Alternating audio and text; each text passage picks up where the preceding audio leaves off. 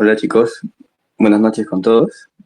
Eh, Esta tercera sesión de los introductorios y la última va a ser presentada por nuestro compañero y ayudante Rafael Illesca. Hola Rafa.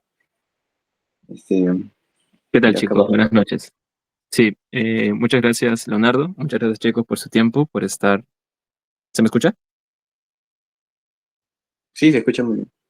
Ya. ¿Qué tal? Muchas gracias por su tiempo, para ver este último introductorio, el cual va a ser de la unidad de gastroenterología, un tema que va a ser muy visto en esta rotación, y esta va a ser la pancreatitis aguda. 2 minutos más, chicos, y ya empezaré. ¿Sí?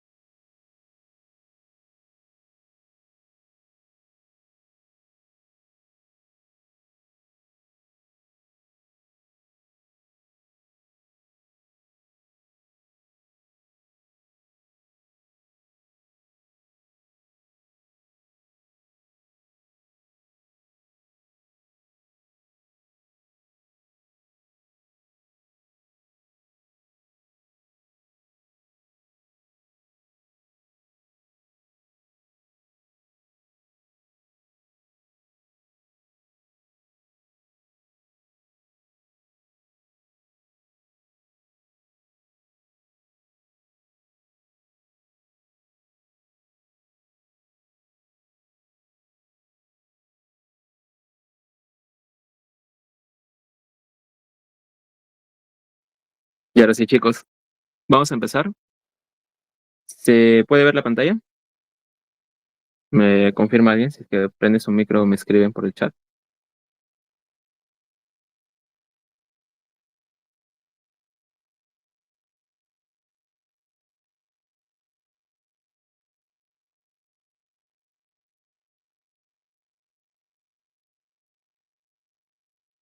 Ya, está bien. Gracias, Elenca. ¿Qué tal? ¿Cómo están? Ahora damos pie y como último baile en estos introductorios con el tema de pancreatitis, lo cual es una de las patologías que es un poco difícil de aprender, más que nada en su manejo, pero he tratado de darles los tips y un resumen, el cual sí o sí deben saber para cuando lleguen a su rotación de gastroenterología puedan hacerles responder a las preguntas que le hagan los doctores. Ahora sí, empezamos. Cuando hablamos de cualquier tipo de enfermedad, ahora que estamos en medicina interna, debemos tener 5 puntos clave. Uno es saber las etiologías. Dos, la fisiopatología, que ya están frescos en eso, imagino. Tercero, la clínica. Cuarto, viene a ser la forma del diagnóstico. Y quinto, es el tratamiento. Este es un tip que les hago para las personas que quieran hacer sus flashcards o sus resúmenes. Siempre tener estos 5 puntos cada vez que vayan a hablar o tratar sobre alguna patología. Empezamos con el primero, la etiología. En la etiología de la pancreatitis va a haber demasiadas, pero lo podemos agrupar en 6 familias. En la primera tenemos a las causas metabólicas, y estas las causas metabólicas tenemos de cabeza al alcoholismo, y el alcoholismo va a ser de las más frecuentes, la causa más frecuente en general, englobando todas las demás causas que vamos a hablar. El alcoholismo va a ser una de las causas más frecuentes de pancreatitis, sobre todo en los hombres. Esto siempre tener claro.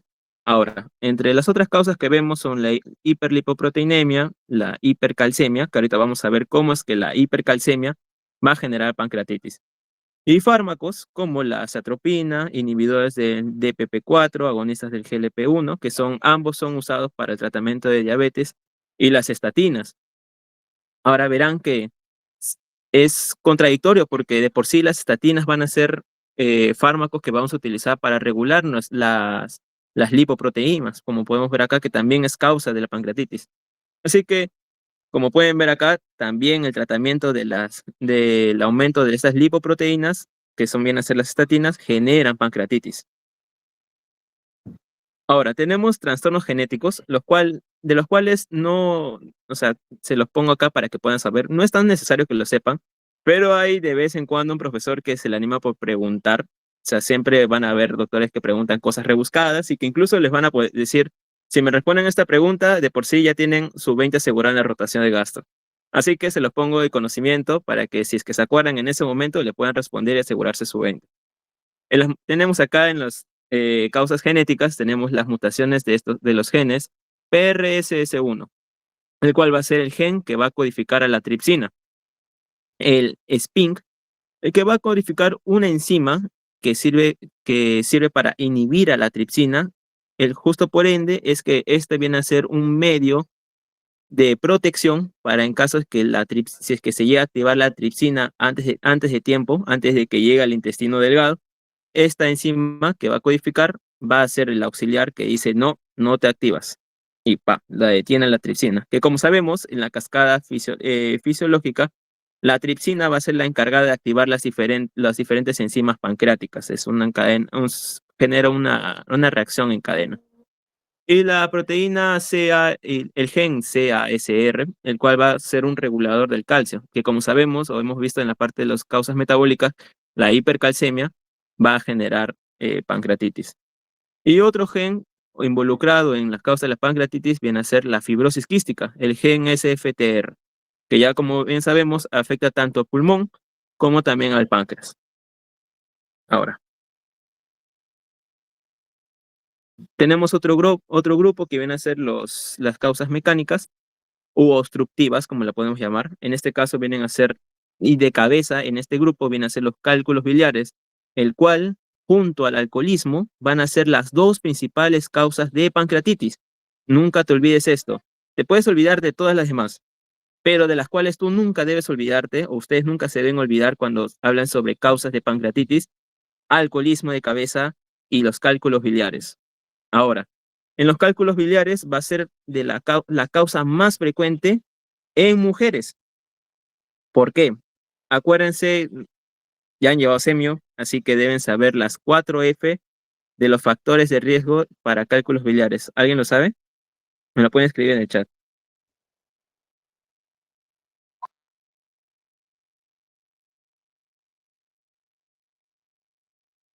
O si quieren, también se animan, prenden su micrófono. No hay problema, chicos. Si no, digan, no sé. Igual acá les voy a explicar.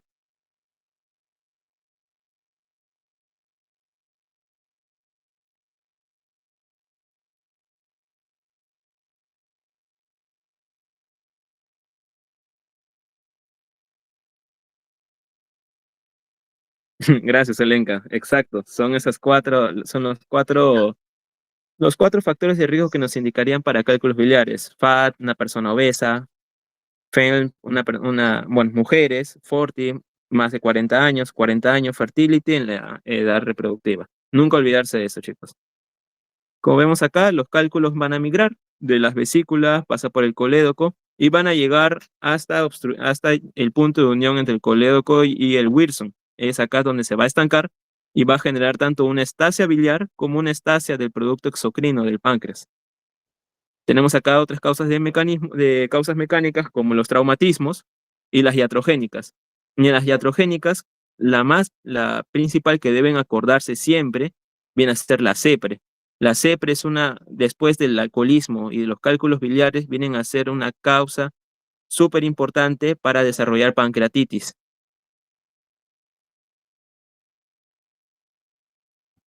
Ahora, en otro grupo que tenemos vienen a ser las vasculares, las cuales no son tan frecuentes, pero nunca está de más saber un poco sobre esto. En las causas vasculares tenemos al shock, las ateroembolias y las vasculitis.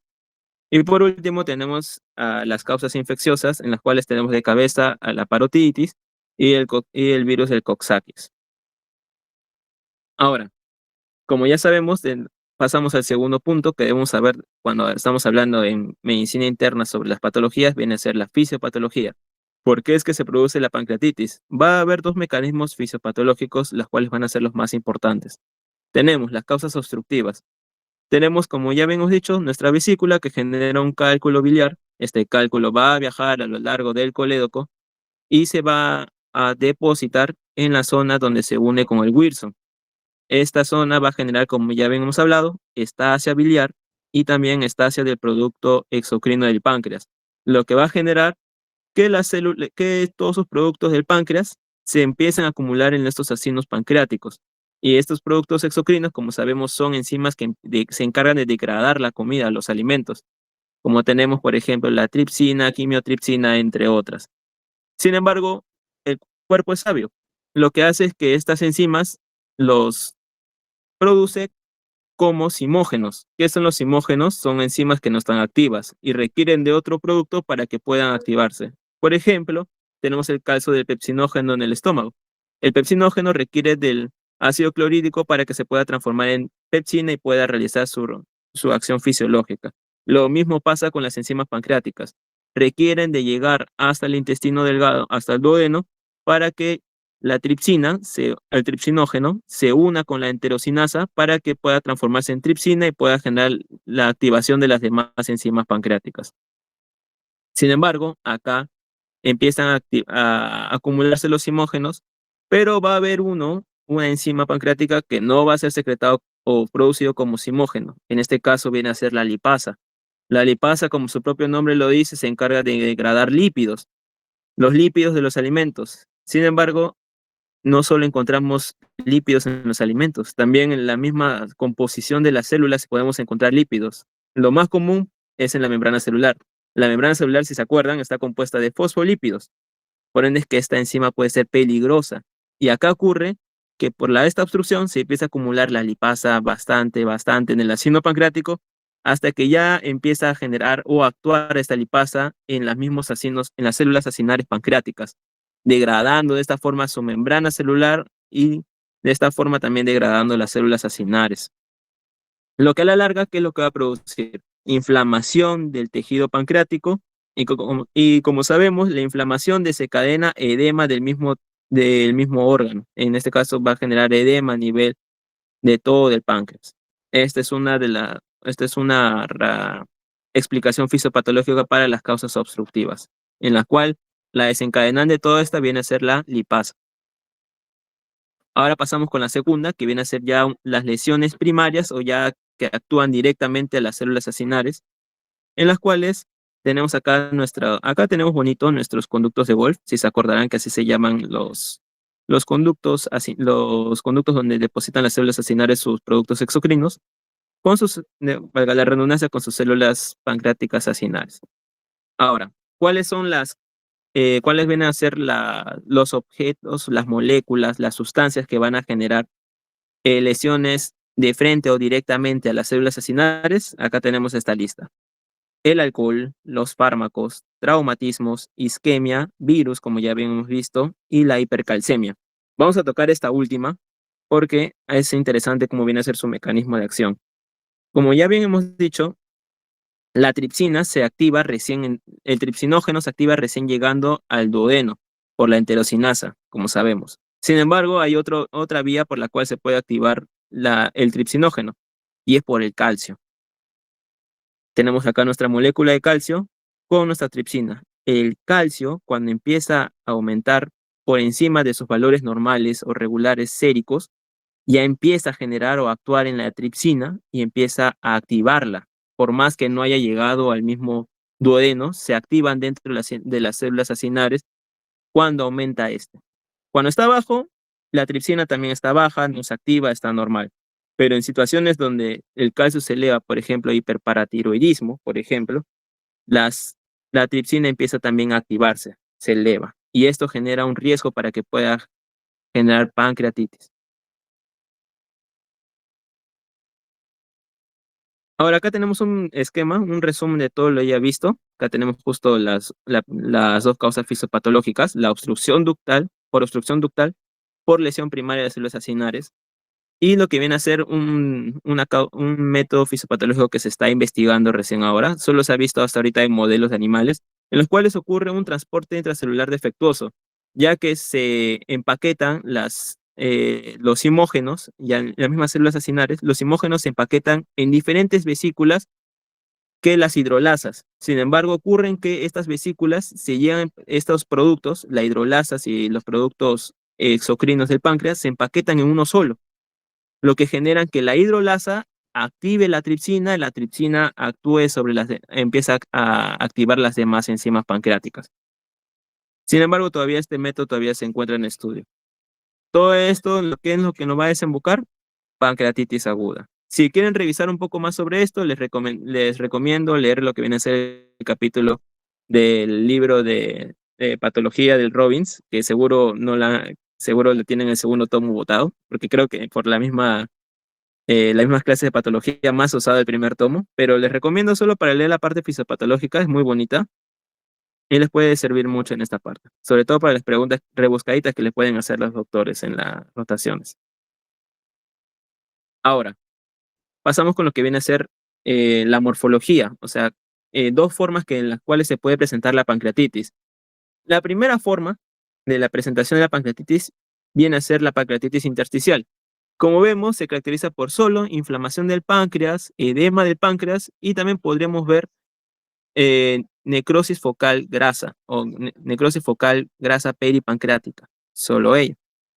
Viene a ser de las más frecuentes, 80% con frecuencia. Y bueno, como ya habíamos dicho, se caracteriza por edema más la necrosis grasa focal del páncreas o peripancreática, sumado con la inflamación. Ahora, la segunda morfología viene a ser su digivolución, el cual viene a ser la más peligrosa y la que tiene mayor morbimortalidad. Esta viene a ser la pancreatitis necrotizante, de la cual un dato que ahorita les doy y que ahorita lo vamos a profundizar más en la parte del diagnóstico, es que la zona necrotizante del páncreas no va a captar contraste y esta pancreatitis necrotizante en un porcentaje, en un 20% de estas, va a desembocar en una evolución más peligrosa que viene a ser la pancreatitis necrotizante hemorrágica. Ahora, hablando sobre las manifestaciones clínicas, tenemos primero el dolor. Toda patología genera dolor de diferente intensidad, empiezan de diferente forma, tienen un curso diferente. Pero es importante siempre ver el dolor y describir qué tipo de dolor es el que está teniendo él o la paciente. En este caso tenemos nuestra memotecnia Alicia, nunca hay que olvidarnos esto, sobre todo ahora en medicina interna y lo que hemos aprendido en semiología. Tenemos la A de aparición. Tenemos que el dolor de la pancreatitis va a ser súbito y progresivo. El paciente de buenas a primeras empieza a tener su dolor y esta de lo que ya es fuerte empieza a ser más fuerte todavía. La localización, como ya sabemos, nuestro abdomen va a estar dividido en 9 cuadrantes. Si alguno sabe, tal vez, el páncreas, o en el caso de las pancreatitis, si es que tal vez alguien ya ha leído, ¿dónde podrías o dónde pensaría que puede generar dolor? ¿En cuál de las 9 zonas generaría este dolor? ¿Será en epigastrio? ¿Será en mesogastrio? ¿Hipogastrio? ¿En algún hipocondrio? ¿Qué me pueden decir, chicos?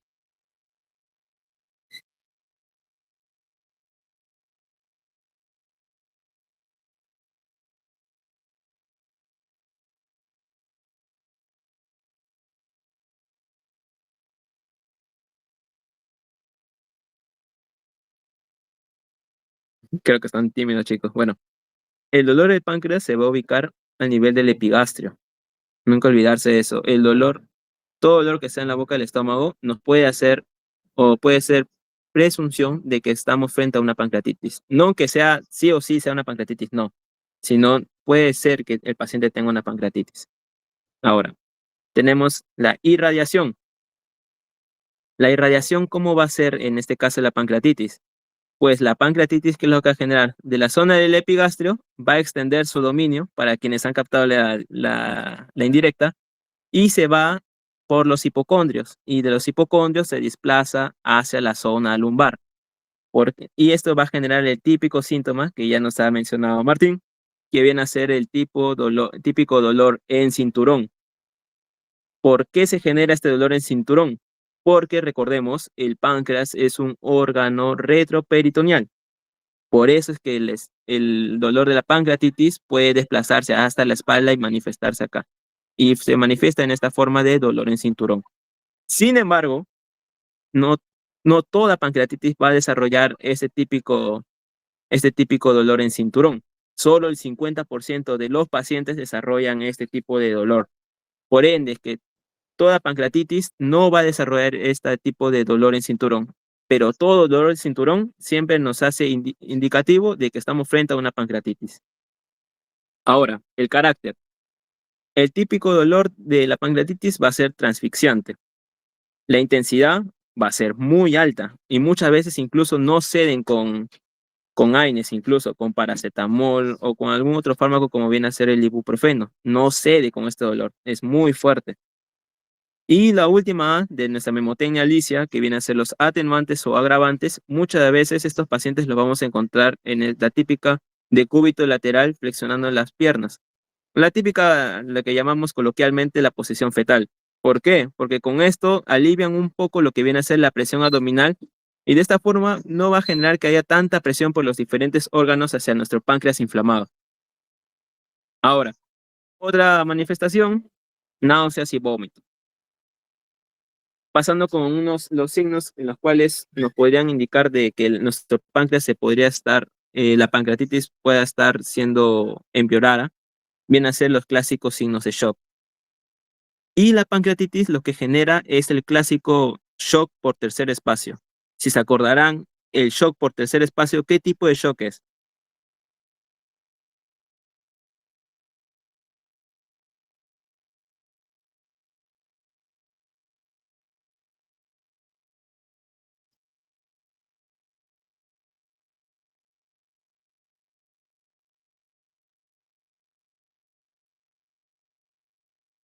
¿Alguien se acuerda por fisiopatología? Bueno, chicos, está bien, no se preocupen, acá les digo. El shock por tercer espacio es el shock hipovolémico. Y esto no hay que olvidarnos porque también va a ser parte de nuestro tratamiento que ahorita vamos a ver. El edema va a ser tanto en la pancreatitis que va a perder bastante líquido de bastantes líquido del volumen sanguíneo que puede llegar a chocarse el paciente, dando las clínicas clásicas de shock, taquicardia, piel fría, hipotensión. Ahora, otra de las manifestaciones en este caso, viene a ser las equimosis hemorrágicas, las cuales son indicativas o nos puede hacer presunción de que nuestra pancreatitis ya se encuentra empeorada, en los cuales nos podría estar indicando que estamos frente a una pancreatitis necrotizante hemorrágica, en las cuales vamos a tener dos signos clásicos. Les pongo aquí, chicos. Y acá esto sí, por semiología sí lo deben saber, chicos. Estas equimosis en los flancos y en la zona, en la zona umbilical. ¿Cómo se llaman estos dos signos?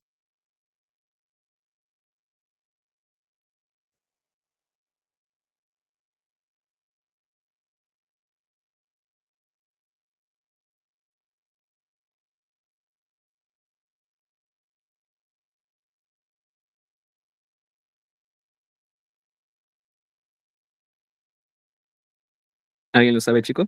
Chicos, ¿están ahí?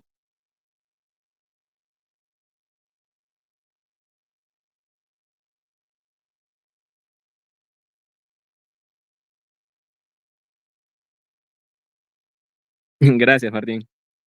Son los clásicos signos de Gray-Turner. Bueno, acá sería el signo de Coulens, que viene a ser la equimosis umbilical, y el de Gray-Turner, que viene a ser las equimosis en los flancos, chicos. No olvidarse esto. Sin embargo, estos signos no son propiamente de la pancreatitis hemorrágica. Hay otras causas que también pueden generar estos signos, pero si vemos esta clínica, por ejemplo, un paciente que viene con su dolor súbito en forma de cinturón y nos manifiesta que después de haber presentado este dolor se presentan estas equimosis, es sugerente de que sea una pancreatitis que ya se esté generando una pancreatitis necrotizante hemorrágica. Ahora, seguimos con las manifestaciones clínicas. Tenemos la ausencia de ruido hidroaéreo. Es importante nuestro examen físico que debemos realizar al paciente, en los cuales lo que podemos encontrar, no siempre, es bien hacer los ruidos hidroaéreos ausentes. ¿Por qué se genera esto? El páncreas se inflama y el páncreas no está solo, tiene órganos que se encuentran cercanos a él. Entre estos tenemos al duodeno, en general el intestino delgado. El páncreas cuando se inflama no va a generar irritación también al duodeno, al intestino delgado en general, lo que va a afectar en su inervación y con ello afecta lo que viene a ser su motilidad. ¿Y qué es lo que generan los ruidos hidroaéreos? Son la motilidad intestinal. Por ende, cuando se afecta a esta motilidad, ¿qué, qué es lo que genera los ruidos ausentes? ¿Por qué? Porque nuestro intestino está dormido, no hay motilidad. La ictericia. En la ictericia, ¿qué es lo que vamos a ver en los pacientes tienen como causa los cálculos biliares? Ahora, a una pregunta así, chicos, ¿cómo diferencias una ictericia de una pseudoictericia? ¿Qué tienes que ver? No solo la piel, ¿qué tienes que ver para poder diferenciar entre la ictericia y la pseudoictericia? Exacto, escleras, mucosa. Si es que estas no se pintan de amarillo, estamos frente a una pseudoictericia. Si es que las escleras y las mucosas se pintan de amarillo, estamos frente a una ictericia. No olvidarse, chicos, porque siempre en el examen de físico, en la parte de gastro, te van a decir, si solo dices ictericia por fijarte en la piel, te van a preguntar si es que ya le viste las escleras o la mucosa. Porque si es que no los has visto, puede ser que estás frente a una pseudoictericia. Un consejo, chicos. Ahora, síntomas respiratorios. ¿Por qué podría producir el páncreas síntomas respiratorios? Además de que el paciente se haya chocado en todo caso. Porque, así como ya hemos hablado, el páncreas no está solo, está junto a otros órganos. En este caso podemos ver con un puntito rojo, en el cual nos señala la cola del páncreas, que está justo por debajo de la cara diafragmática del pulmón izquierdo. Cuando el páncreas o todo el páncreas se llega a inflamar, también puede llegar a irritar esta zona. Y con irritando esta zona, ¿qué es lo que nos puede generar? Un derrame pleural unilateral izquierdo. ¿Y cómo lo podemos identificar? Con nuestro examen físico de respiratorio, vemos que un emitoras no insufla del todo comparación del otro, las vibraciones vocales se encuentran disminuidas, a la percusión se encuentra en matidez y el murmullo está ausente. Todos estos análisis lo podemos identificar. Ahora, ¿qué es lo que debemos hacer? Con toda la clínica, tú no puedes decir también, o sea, porque hay criterios para otras patologías, que solo con la clínica puedes decir que sí está frente a una patología. Pero para la pancreatitis es solo uno de sus criterios, el criterio clínico. Sin embargo, hay otros criterios que debes ver para poder decir que sí, estamos frente a una pancreatitis. En este caso ¿qué es lo que debemos hacer para el diagnóstico de la pancreatitis? Primero confirmamos. Vemos también su criterio laboratorial, en los cuales vamos a analizar dos enzimas, la amilasa y la lipasa. Ambas deben estar elevadas por 3 veces el valor normal. Pero la diferencia que va a recaer en estas es que una va a ser más perecedera que la otra. La amilasa decae en los 3 hasta 5 días después. Y esta también, la amilasa, no va a ser tan confiable porque en causas de pancreatitis, ya sea por alcoholismo o por hipertrigliceridemia, esta no se va a aumentar. A comparación de la lipasa, la cual se eleva para todo diferente tipo de causa de pancreatitis, con tal que sea pancreatitis se eleva. Y además, esta es perdura más, decae a los 10 o 14 días. Por ende, es que estas dos enzimas, la más sensible, que también es lo que te van a preguntar los doctores, la más sensible va a ser la lipasa, la más confiable. Ahora, en las imágenes, uno pensará, para poder ver el páncreas, lo puedo ver mejor en una tomografía, obviamente. Pero, bueno, en este medio, donde no muchas personas no tienen tantos recursos, no le vamos a pedir una tomografía. La tomografía va a ser para después. Ahorita lo vamos a ver el por qué. Sin embargo, un examen que nos puede hacer un indicativo de algo viene a ser la ecografía, pero en la ecografía no se ve páncreas, me vas a decir tú. Sin embargo, con esta ecografía no buscamos ver el páncreas. Lo que vamos a buscar viene a ser las vías biliares, sobre todo si es que éstas se encuentran dilatadas, a lo que lo vamos a llamar como coledocoectasia. Debemos tener en cuenta que el colédoco, su ancho es hasta 6 milímetros. Sin embargo, realizamos nuestra ecografía de vías biliares y encontramos un colédoco de más de 6 milímetros. O sea que hay algo que está obstruyendo en las vías biliares más inferiores. ¿Y esto qué nos podría estar indicando? Que estamos frente a una obstrucción de cálculos biliares. Y esto es lo que nos está generando nuestra pancreatitis. Por ende, es que este examen de ecografía no me va a decir, con este examen no vamos a ver al páncreas, solo lo que queremos ver es que si es que está dilatado nuestro colédoco con nuestras vías biliares, lo cual nos está indicando cálculos biliares, no olvidarse eso. Y otro dato más que les puedo dar es personas que están colecistectomizadas, debemos tomar valores que más de 10 milímetros de ancho nos puede estar indicando acá que hay un cálculo, hay una obstrucción en vías biliares inferiores. Para personas normales que no se han hecho ninguna cirugía, más de 6 milímetros. Para personas colecistectomizadas, más de 10 milímetros. Ahora, tenemos nuestros tres criterios: clínico, laboratorial e imagen. Basta que se cumplan dos de estos tres, tenemos el diagnóstico de pancreatitis. Con esto ya decimos, sí, doctor, estamos frente a una pancreatitis. Ahora, ¿cuál es el segundo paso? Ver su pronóstico o ver la severidad, la severidad de la pancreatitis en la cual estamos viendo. Para ello tenemos varios criterios. Ahorita los vamos a ver y a manera de resumen para que te puedas aprender. En los criterios, tenemos acá primero el criterio de Ranson, en la cual va a constar de dos evaluaciones, una que va a ser al ingreso y otra que va a ser 48 horas después. Tenemos que al ingreso, a las 0 horas, tenemos 5 puntos que debemos evaluar. Uno viene a ser la leucocitosis, esta debe ser más de 16.000. El LDH debe ser más de 350. La edad, si el paciente es mayor de 55 años, la glucosa, si es más de 200, y el AST, si está más de 250.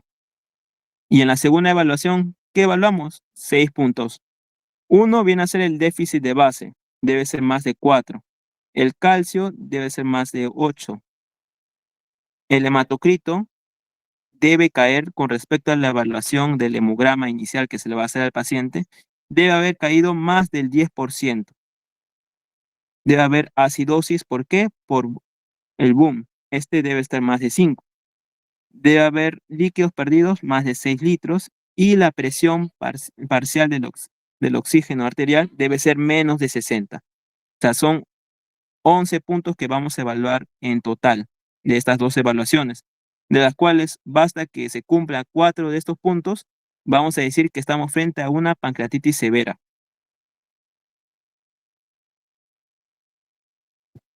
Otro criterio va a ser el Apache. El criterio Apache, más que nada, va a ser un poco más complejo de calcularlo. Sin embargo, solo lo que debemos saber de esta, una pepita que te estoy dando, es que más de 8 puntos en Apache nos va a indicar que estamos frente a una pancreatitis severa. Ah, y otro dato. Cuando decimos que la pancreatitis es severa, recuerden esto: severa es igual a necrotizante o que está en proceso de necrosarse. O sea, si es que decimos que es una pancreatitis severa, es que es una pancreatitis que ya está necrosada, un páncreas que ya está necrosado o está en vías de necrosar. Ahora, con esta aclaración pasamos al otro criterio. Criterio Marshall, en las cuales se evalúa, es algo más cortito en comparación a las anteriores, y se evalúa con 3 puntos o 3 órganos que debemos evaluar: nivel respiratorio, nivel cardíaco, nivel renal. Tenemos varios de estos puntos, en los cuales nos va a indicar que más de 2 puntos, una falla renal. O sea que estamos frente a una pancreatitis severa. Otro viene a ser los criterios VISA. Este viene a ser un criterio que se está usando más, sobre todo en los casos de emergencia, porque necesitamos una evaluación más rápida o por exámenes auxiliares rápidos o simplemente con la parte clínica evaluar en las cuales, como su propio nombre lo dice, es un conjunto de 5 puntos en los cuales sus iniciales generan la palabra visa. B de boom, este debe ser más de 25. Debemos ver impairment mental, o sea, debemos ver lo que viene a ser alteraciones neurológicas. S de SIRS, los criterios SIRS que ya deben saber, en los cuales tenemos que evaluar la temperatura, si el paciente está con taquicardia, la presión, si está taquimneico, y en este caso el único criterio que viene a ser el laboratorial, si es que está con leucocitosis o leucopenia. Básicamente los extremos de cada uno de esos análisis que le estoy diciendo. La edad, que debe ser más de 60 años, y la P viene a ser de pleural effusion, que como ya hemos visto, el derrame pleural izquierdo.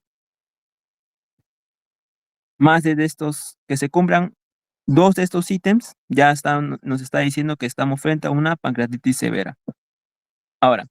Ahora sí les vas a explicar un poco sobre la tomografía y por qué que no se debe tomar al inicio de la hospitalización del paciente, fuera de lo que también en nuestro medio hay personas que no tienen el sustento adecuado para que puedan cotizarse una tomografía.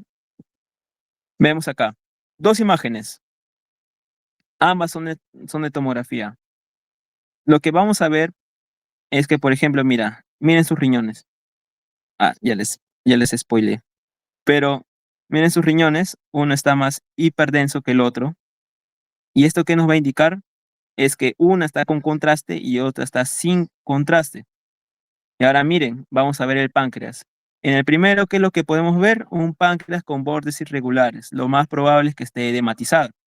Ahora, si le aplicamos contraste, solo va a una zona, justo lo que está enmarcado en el número 1, es la zona que está enmarcada y que va a agarrar contraste.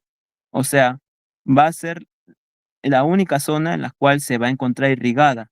¿Por qué? Porque la demás zona que no capta contraste es porque se está necrosando. Hay una obstrucción en la irrigación de esta zona del parénquima pancreático y esto es lo que está generando necrosis en esta zona. Por ende, la tomografía sí o sí tiene que ser con contraste, porque además de solo ver si es que está edematizado el paciente o el páncreas, y hay bordes irregulares del páncreas, lo que nos tiene que hacer ver la tomografía y en una sola toma es que si hay o no necrosis. Por eso no se pide sin contraste, se pide con contraste. Acordarse de eso, chicos. Toda tomografía en pancreatitis con contraste. Y me dirá, si es que no se pide al inicio, ¿cuándo debo pedirla? Se debe pedir a las 72 horas en adelante.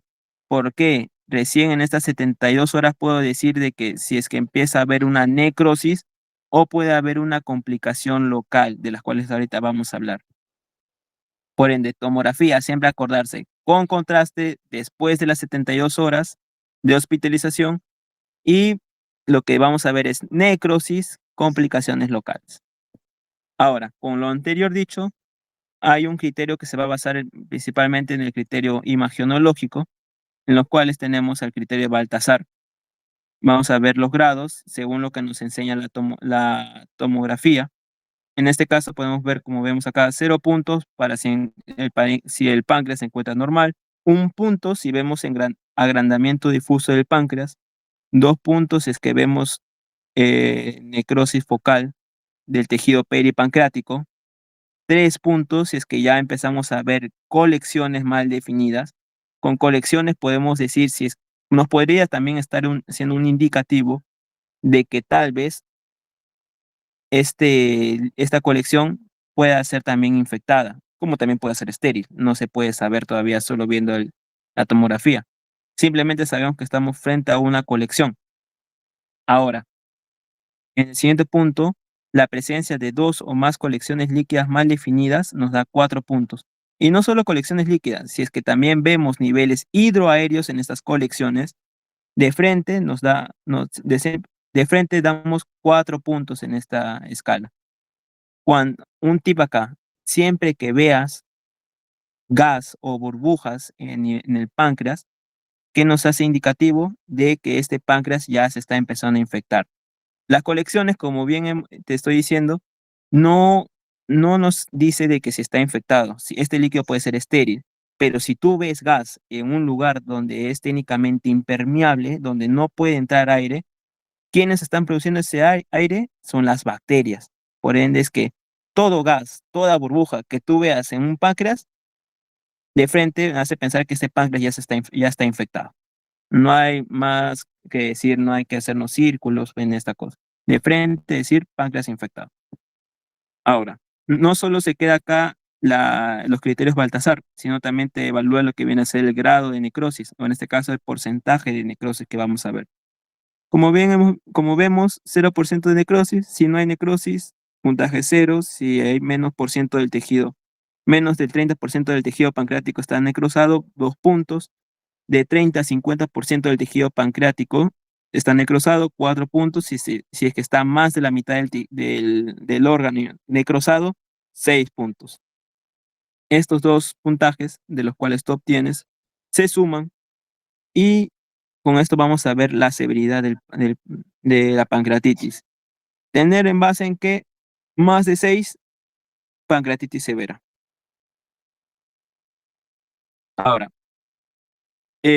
todos estos criterios, como bien estamos viendo, son criterios que o uno son muy tediosos o involucran bastantes ítems para poder analizar y determinar si una pancreatitis es severa o está en camino a convertirse en una pancreatitis severa, o necesitas esperar un tiempo, como en este caso ya habíamos visto el criterio de Ransom, que tienes que esperar recién 2 días para ver si es que vamos a estar frente a una pancreatitis severa, o los criterios Baltasar, que como vemos necesita también criterios tomográficos y la tomografía se toma a partir del tercer día en adelante, para lo cual necesitamos un criterio que nos diga que sea eficiente, que en el mismo primer día de hospitalización nos puede decir si es que estamos frente a una pancreatitis severa.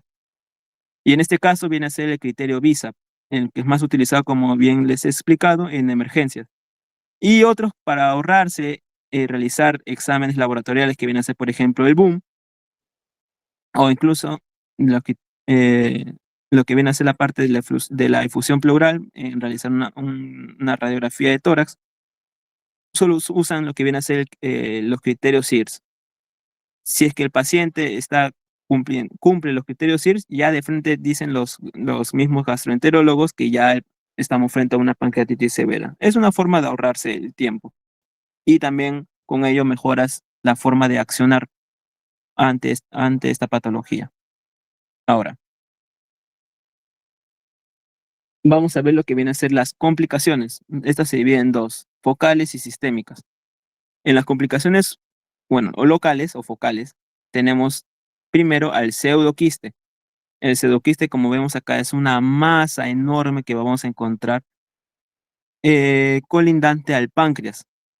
Si vemos que nuestro paciente con pancreatitis está mejorando, sin embargo, si le hacemos un control de las enzimas pancreáticas, la amilasa está aumentada y la lipasa está disminuida, nos puede estar indicando que estamos frente a un pseudoquiste, el cual viene a ser una colección del jugo pancreático, de la producción exocrina.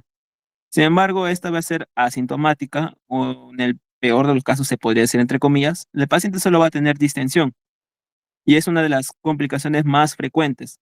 Sí. Y el modo de actuar solo va a ser observación, porque esta solo va a empezar a degenerarse con el pasar del tiempo. Hasta que no te dé complicaciones o manifestaciones de empeoramiento, recién se va a empezar a hacer el tratamiento. En este caso viene a ser el quirúrgico, que ahorita lo vamos a ver. Es más, si solo vemos el pseudoquiste, simplemente observamos y esperamos y controlamos. Abscesos.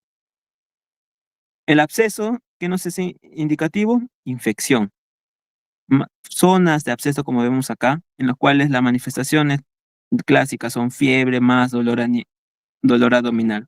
Y lo que vamos a ver son los niveles hidroaéreos. O sea, más que nada, el indicativo del absceso es que nos va a indicar que nuestro páncreas se ha infectado. Y por último, la misma necrosis, como ya bien hemos dicho. Colecciones heterogéneas, porque no capta contraste. Y esta necrosis puede ser estéril como infectada. No toda necrosis va a ser infectada, no. La necrosis puede ser estéril, no hay problema. Como también puede ser infectada. Y en las complicaciones sistémicas, tenemos afectaciones respiratorias, cardíacas o circulatorias y afectación renal. ¿Cómo lo medimos? La presión de oxígeno parcial del oxígeno arterial menos de 60, la presión arterial sistólica menos de 90 y la creatinina menos de 2, o más de 2, mejor dicho.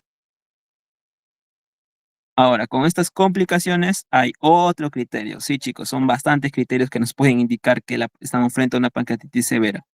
Que, como ya bien le hemos dicho, para cuestiones de examen y de saber, sí, y del saber sí debemos aprendernos todos estos criterios.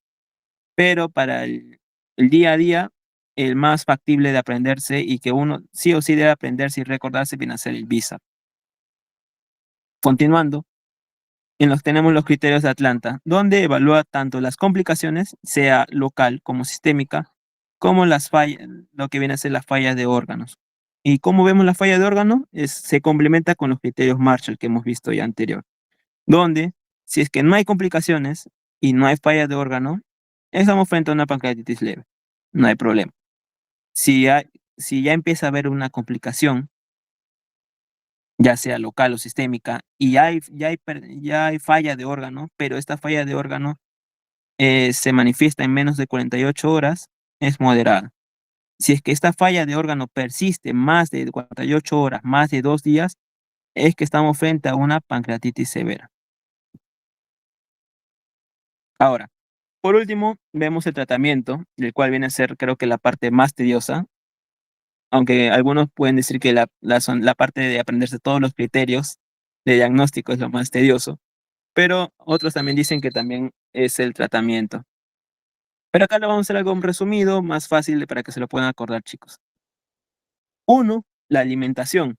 El paciente, como no puede o no se debe evitar que se estimule el páncreas y que siga produciendo más enzimas pancreáticas, el paciente va a estar en NPO. O sea, no va a haber alimentación por vía oral. Sin embargo, en los últimos estudios que se ha visto es que el paciente de por sí no le vamos a dejar de alimentar. Lo que se va a hacer es que se le va a introducir una sonda nasoyeyunal. ¿Y esto por qué? Vamos a ver. La sonda, ya hemos dicho, la sonda va desde la nariz y se va directo hasta el yeyuno. No se pone una sonda nasogástrica porque, como les he dicho, lo que quiere hacerse es evitar que se sigan, que lo que quiere hacerse es evitar la estimulación del páncreas para que ésta pueda seguir produciendo enzimas. Por ende es que se va hasta el yeyuno. Se pone siempre sonda nasoyeyunal. Ahora, ¿por qué es que se pone la sonda nasoyeyunal? Nosotros, las personas, no estamos solas. Por más que tú quieras estar solo, nunca estás solo. Y no me vas a decir que uno nunca está solo cuando está con Cristo, no. Estamos hablando en que la persona es por sí misma junto a la microbiota que lo va a estar rodeando. En este caso hay bastantes, casi todas las zonas del cuerpo presentan una microbiota y la zona del intestino no es la excepción, como sabemos. Va a haber una microbiota donde va a haber bacterias como son el bifidobacterium o los lactobacilos que van a estar presentes en nuestro intestino y va a generar una relación simbiótica con nosotros. Nos proveen, en este caso a manera de ejemplo, nos proveen vitamina B12, si se acordarán. Ahora, también no solo esto, sino se ha demostrado en estudios actuales que hay una relación bastante estrecha con lo que viene a ser la microbiota intestinal con diferentes ejes. Uno de estos viene a ser el eje inmunológico. Si disminuye la microbiota que hay en el intestino, lo más probable que disminuya también es nuestro sistema inmunitario. Se relaciona con muchos ejes y este es uno de los temas que se está en investigación hasta ahorita y que incluso los chicos que han elegido Loaiza, va a haber una zona llamada revista de revistas, no sé si todavía continúa con ello, en las cuales uno de los temas de gastro que les va a tocar exponer a un grupo que sea, va a ser la relación de la microbiota con el sistema inmunológico, la cual le va a parecer demasiado interesante, chicos. Y les sugiero que todos puedan ir leyendo esto porque de verdad es que es un boom y es muy interesante. Ahora, volviendo al caso, tenemos nuestras bacterias benéficas, las cuales deben ser siempre alimentadas. O sea, si nosotros nos alimentamos, o nosotros comemos, mejor dicho, no solo nosotros nos alimentamos, sino también alimentamos estas bacterias y ambos nos beneficiamos. Sin embargo, si es que no hay alimentación, o si nosotros no ingerimos o no hay ingreso de comida, no se alimentan nuestras bacterias, no se alimentan incluso también nuestros enterocitos, y lo que va a generar es que ambos mueran. En este caso, que mueran las bacterias, que mueran o se atrofien las células enterocíticas. ¿Y esto qué es lo que va a generar? Va a generar disbidiosis. ¿Qué es la disbidiosis? La disbidiosis viene a ser la disminución de las colonias bacterianas benéficas y el aumento de las colonias bacterianas patogénicas, en este caso. Y también, ¿qué es lo que genera esta muerte? Por ejemplo, en este caso, la atrofia y muerte del enterocito es que estas bacterias que ya de por sí están proliferando por la muerte de estas bacterias benéficas se desplacen hacia el torrente sanguíneo y hacia diferentes órganos, en lo cual este accionar se le llama translocación bacteriana. Por ende, cuando implementamos lo que viene a ser la sonda nasoyeyunal, ¿qué es lo que estamos evitando? La disbidiosis y la translocación bacteriana, chicos. Segundo punto, la fluidoterapia. Esto es importante. ¿Qué podemos utilizar para realizar nuestra fluidoterapia?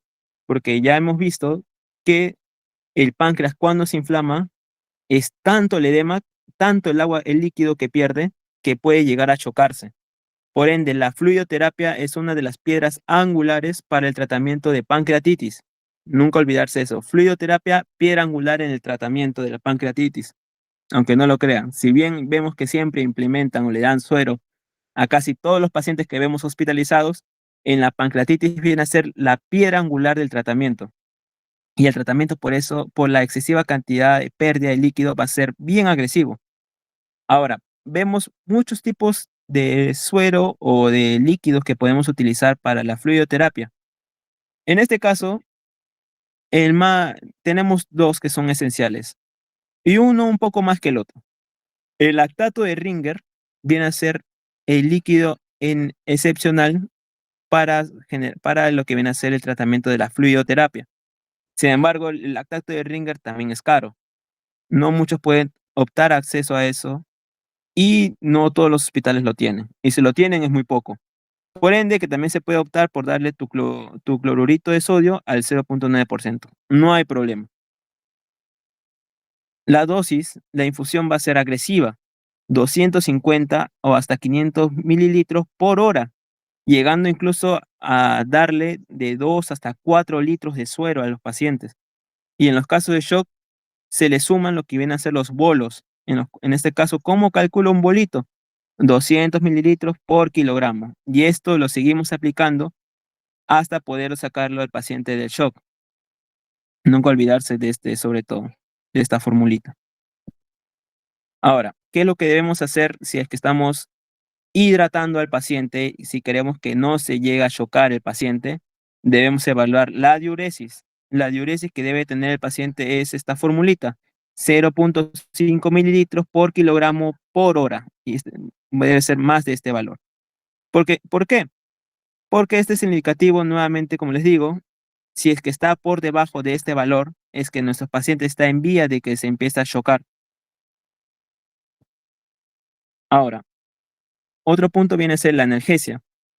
El dolor por la pancreatitis, como ya habíamos visto, es de una alta intensidad. Por ende, se debe utilizar fármacos analgésicos fuertes, porque incluso ni con AINES puede llegar a pasar este dolor.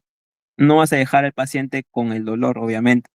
Por lo cual, en la escala de los fármacos que damos para el dolor, optamos por unos de moderada o de alta analgesia. Como en este caso tenemos al tramadol, la meperidina, la morfina y el fentanilo. El más común que se da, tramadol. Pero sin embargo, si es que no le calma el dolor con el tramadol, podemos escalar en los siguientes fármacos. Los antibióticos, el cual esto suele ser incluso una pregunta hasta de examen. ¿Por qué? Los antibióticos no se deben dar de forma profiláctica en páncreas, en pancreatitis. Acordarse de eso. Nunca, night, never, nunca debes darlo.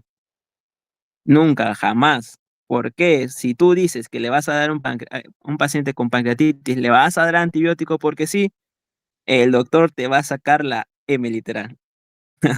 O te da una patada y te bota de su pabellón. Porque esto es una regla de oro que deben acordarse, chicos.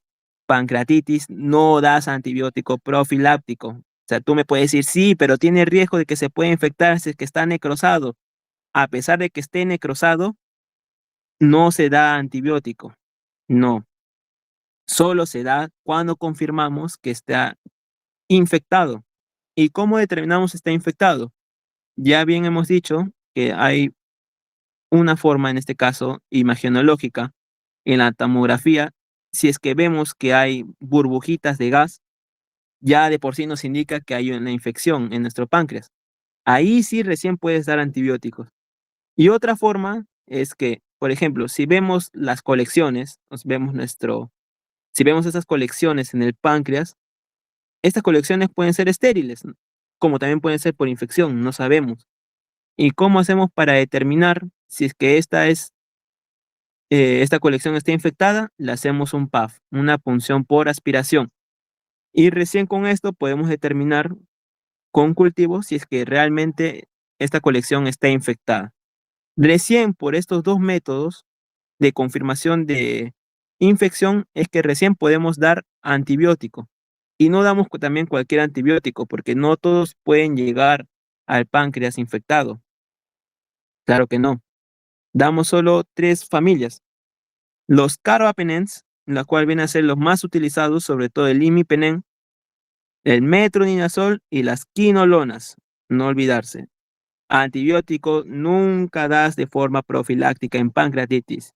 Y si das es porque has confirmado con imagen o con tu punción aspirativa. ¿Y qué vas a dar? Mm, Si es que lo más frecuente, carbapenems, tu imipenem. Ahora, para ya terminar con la parte del tratamiento, ya culminando con todo lo que viene a ser el manejo y lo que debes saber de la pancreatitis, es que viene a ser la parte quirúrgica. ¿Quiénes van a entrar a cirugía? Los pacientes que presenten necrosis pancreática infectada, pacientes con abscesos. Miren esto, el pseudoquiste, pero no todo pseudoquiste. Como ya bien les dije, el pseudoquiste solo se controla, se observa. Recién cuando se complica es donde debemos actuar y actuamos de forma quirúrgica y cuando hay una falla de órganos persistente. En este caso, primero lo que debemos hacer antes de realizar un procedimiento quirúrgico viene a ser el drenaje. Con este drenaje esperamos un día o hasta 3 días, hasta 72 horas, y si no vemos mejoría clínica con este drenaje, ¿qué es lo que debemos hacer? El procedimiento quirúrgico. En este caso, el procedimiento quirúrgico no es a tajo abierto. ¿Por qué? Porque hay un mayor riesgo de que se pueda infectar más la pancreatitis o que estas colecciones de la pancreatitis infectada se pueda translocar hacia otros órganos.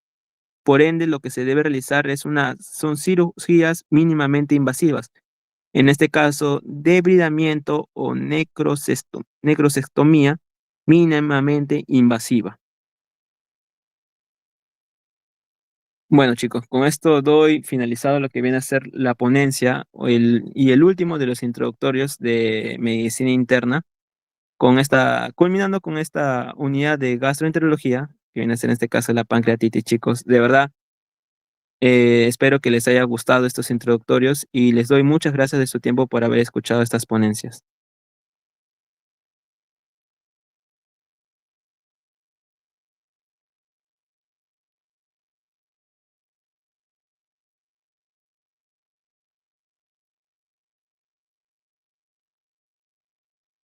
Si es que desean las diapositivas, chicos, se los voy a mandar a nuestro Prezi Leonardo, y le voy a decir para que se los pase, chicos.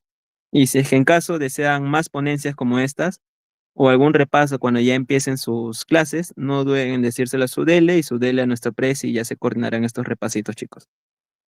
Con esto sí me despido. Muchas gracias, chicos.